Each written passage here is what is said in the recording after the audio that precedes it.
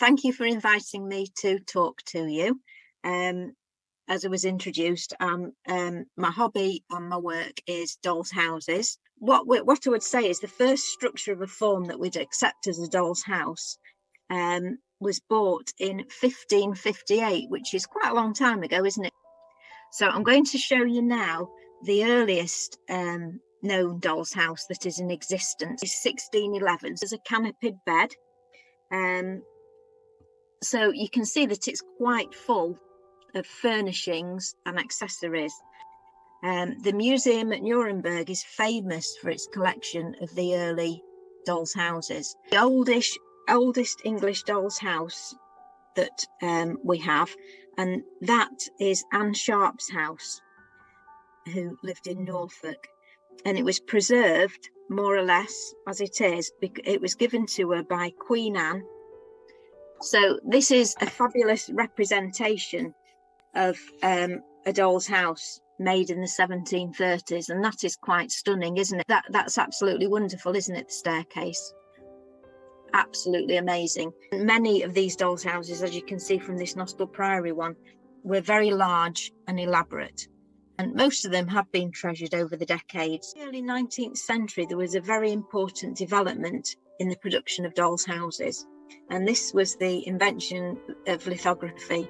And it meant that toys, and especially doll's houses, could be brightened up with coloured papers printed in different designs. In this photograph is typical of the period of the printed papers, and can you see how much brighter it is than all the other houses that we've looked at so far? Now, Christian Hacker was well known for his doll's houses, and as with everything, when somebody actually makes something that is attractive and is selling well, then somebody is obviously going to try and copy that style.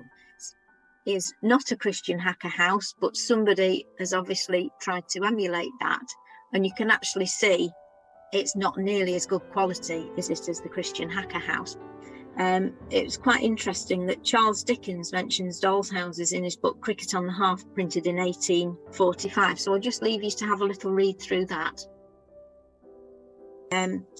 As we progressed through the centuries, the arts and crafts style became very popular, obviously in our full-size houses, and it quite heavily influenced as well our doll's houses. Now, I think most of the doll's houses that we've looked at have been 12th scale, and as I mentioned before, that means 1 inch equals a foot.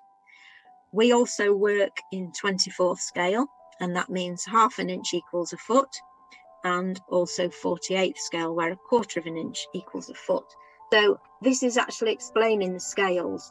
So this kitchen cabinet, this is a 1930s kitchen cabinet, is 1/12th scale, and as I said before, 1 inch equals a foot.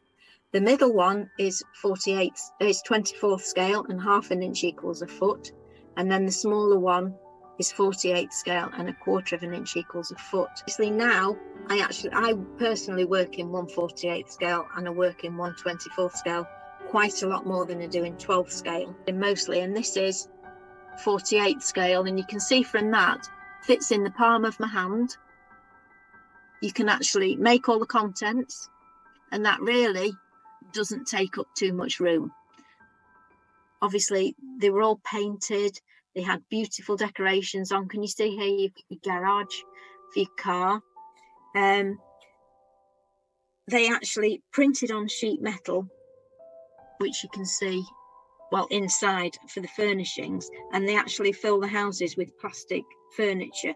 One of the features of the Trowing dolls' houses was that they often opened in the middle, whereas previously we've seen on the cabinet houses they opened in the middle, but very often the dolls' houses just had one door opening. So this is something that's a little bit different.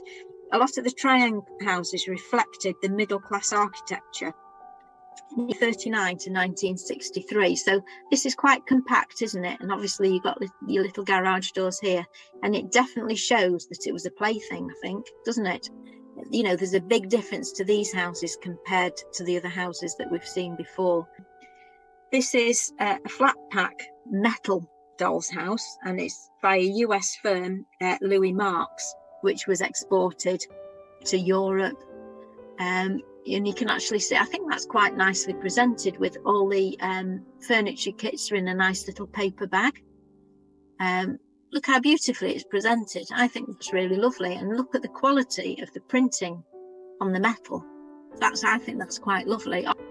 The Swedish firm Lundy, and they produce quite a lot of dolls' houses. Look how modern that is now as we're getting through.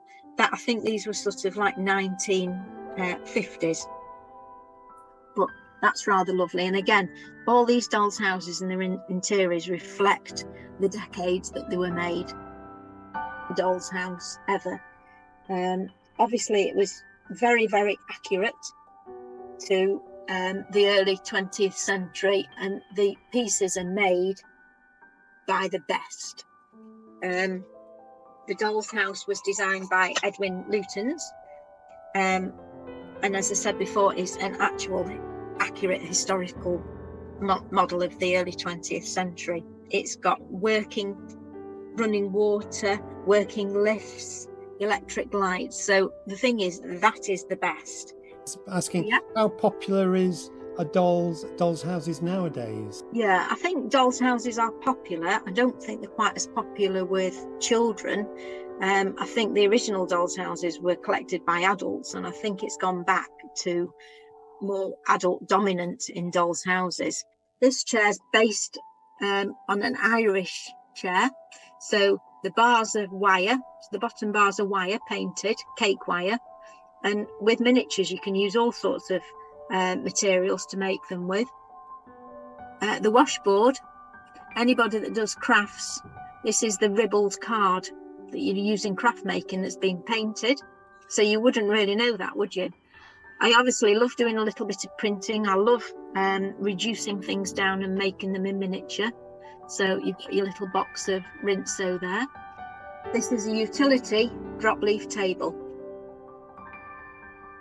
For anybody that's old enough to know about that. Obviously, you've got your fruit bowl on the top there.